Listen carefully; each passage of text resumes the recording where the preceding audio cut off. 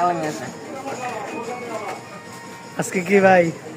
আজকে ভাই আর্জেন্টিনাও আছে। কি যে নামটা না মনে হইতেছে না, কি যে নামটা? মিশর মিশর। মিশর মিশর।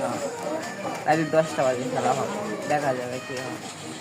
ব্রাজিল হেরে গেছে কিন্তু, কারণটা আর্জেন্টিনার সাপোর্ট করে ঠিক আছে, কিন্তু হারে যাওয়ার পরে অনেক কষ্ট লাগবে, কারণ এই দলটা অনেক ভালো ছিল।